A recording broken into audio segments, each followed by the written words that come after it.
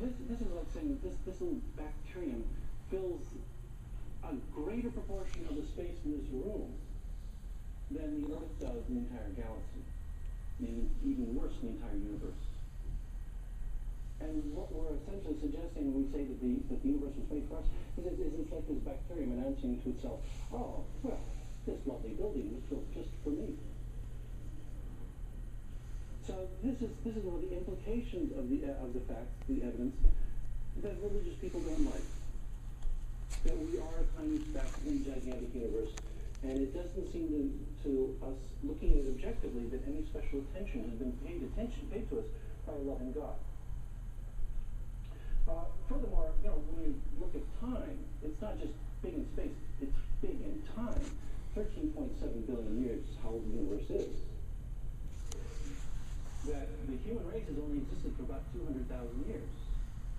A tiny fraction of that immense amount of space. That our planet is built of the leftover debris from multiple generations of stars forming and falling apart. It's really, really old. And we're going to pretend that all this space, all of this time is dedicated to one little group of apes on one little planet in the middle of this immensity, and that the most important thing about these apes is the status of their genitals, according to this God. It's just ludicrous to the extreme.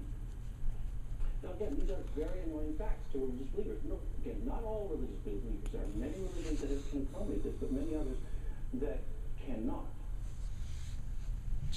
If one thing is common to many religions, it's the importance of the human race, the human exceptionalism.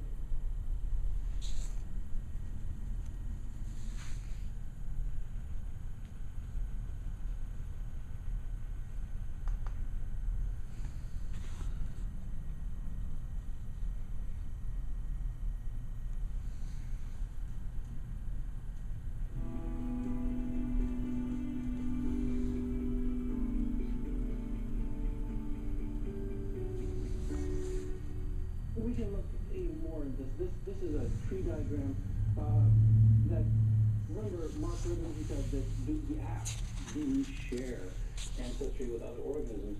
And the answer, of course, is yes. This is not a subject under debate anymore. This is a radial diagram of the tree of life. So what you see here, illustrated here, is the center is long ago. That's 4 billion years ago, roughly the origin of life. And as you go farther out radially, what you are doing is you're getting younger and younger and younger. And in this diagram, you cannot read it, because you see that kind of gray fringe all around there? Those are the Latin names of 3,000 species of organisms who have their ribosomal RNA sequence and used to determine their relationship, discover who they're most closely related to. And all that's put together in this lovely complicated diagram. Again, 3,000 species is not much. 3,000 species is about 0.18% of the current extent biodiversity. So we're looking at a tiny fraction, and you have to reduce it so much that you can't even read it anymore. Point being, though, that all of us equally evolved. That this circular diagram neatly makes this point. We're up there in the top left, around about 11 o'clock or so. It says you are clear right there. That's Homo sapiens. We're all just as evolved. We've all been around. Our lineage has been around just as long as every other lineage on the planet. So we're all the same there, and we are all related to each other. So yes, that little bacterium that's floating around this room, proudly thinking that it's been built just for him, we're related. Now we can zero ourselves out. This is what you want to do. We can.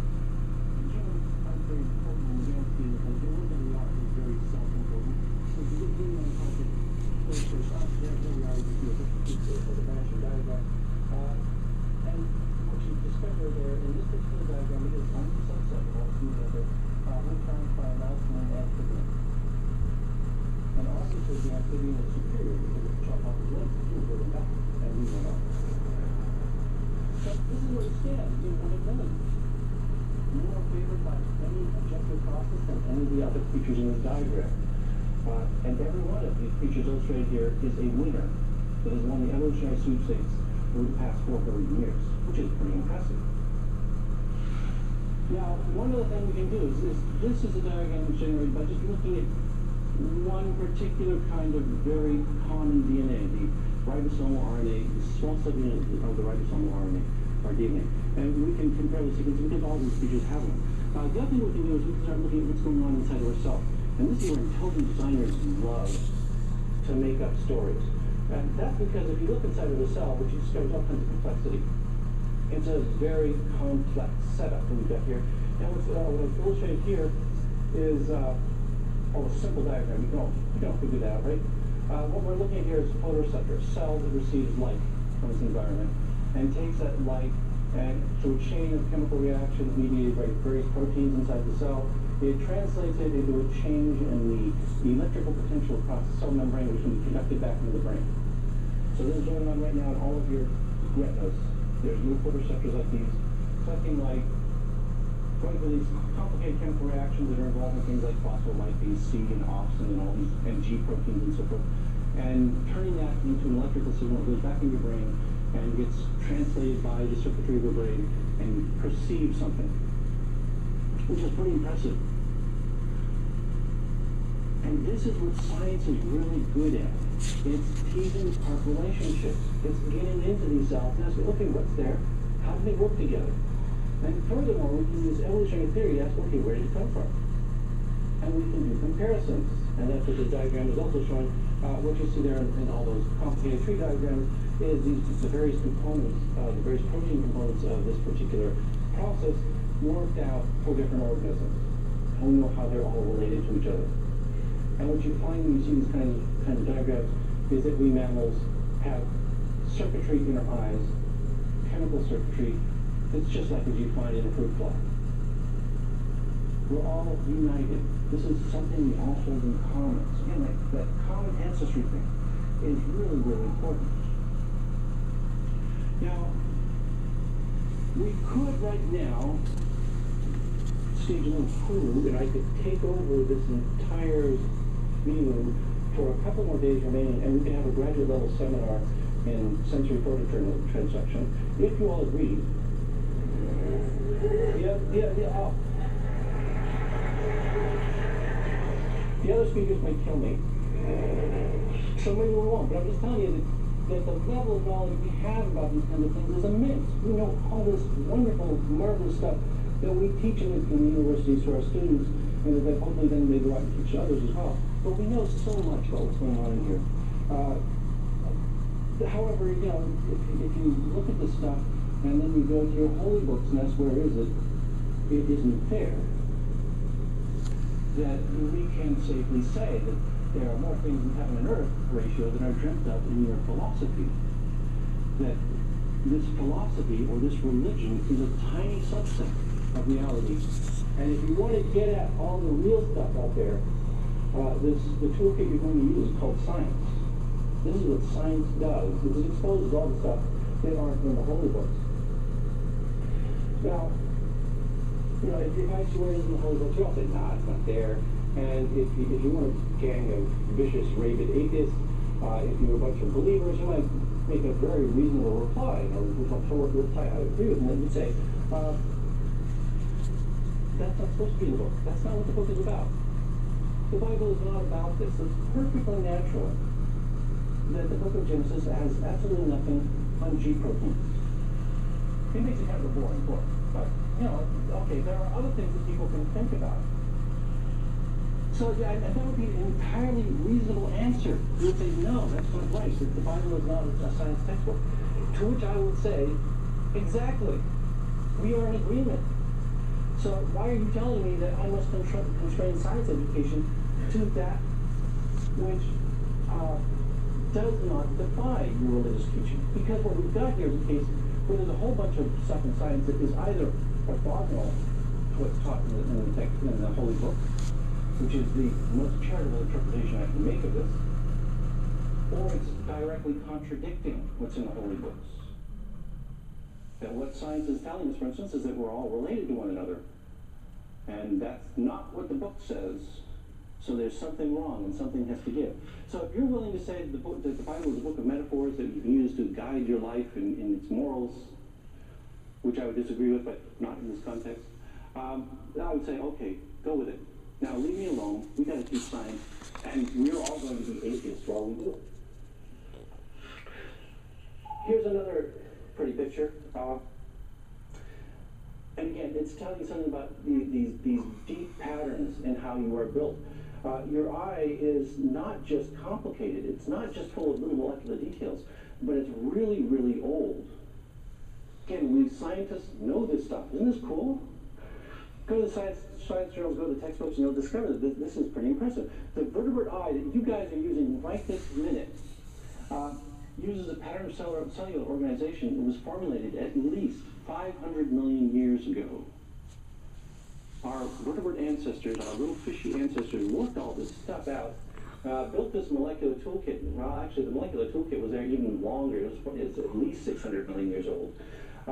And it's saying that it's all there. All these pieces were put together way back then, and we've done almost nothing to improve on it. We've changed little things, but nothing significant since those primitive fish. I suppose some of you may have noticed that there is a mermaid in the picture. This paper is not arguing for the existence of mermaids. What it's doing is it's making the point that the eyes of fishes and men are pretty much equivalent. At this level, when you look at the cells and you look at the molecules, just forget those differences. We have the eyes of fish, and fish have the eyes we have. They're so similar in structure. So what this is telling us is, again, something that religious people don't like. We are cousins to hagfish. We are the children of worms. And some people find that extremely disturbing. Of course, scientists find that idea so much more inspiring than this false notion that we are special little children of a deity who loves us.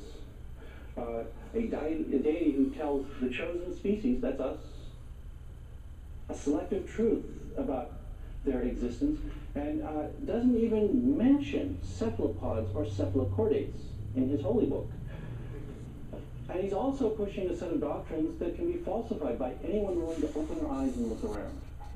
This is what scientists are, is they're just like religious people, except those eyes there, we use them. We do not have them clamped tightly shut. So let me just finalize this by saying, why does science education need us atheists? And there's a couple of reasons here. These are the major ones, but first of all is honesty. If you're going to be honest about the science, you do not want to be one of those devious, lying, deceptive seducers.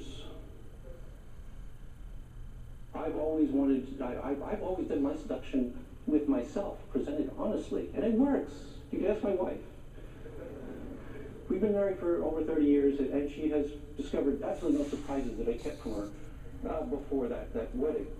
So, this is the same thing. With our students, if we want them to believe what we're going to say, we have to believe it ourselves. We have to have an honest appreciation of the actual facts and the actual evidence.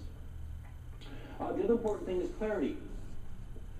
Unlike Ken Miller, I don't need to muck up that pretty story of the evolution of the eye by saying that there's an invisible man in the sky who has occasionally reached down and diddled it in order to make it work. No, we know how it works. We know the machinery of the eye. We know the processes that build an eye. Similarly, we have to maintain integrity. That I'm not going to go into the classroom and tell my students, well, today I will be a Christian for you because you're all Christians and you might like me better. That's not an honest approach to science either. I do have students who resent the fact that here I am, godless atheist, talking to them about science. They don't trust me as much for that reason. But I think they would trust me even less if I lied about my motivations. And of course, we've got to be open about everything.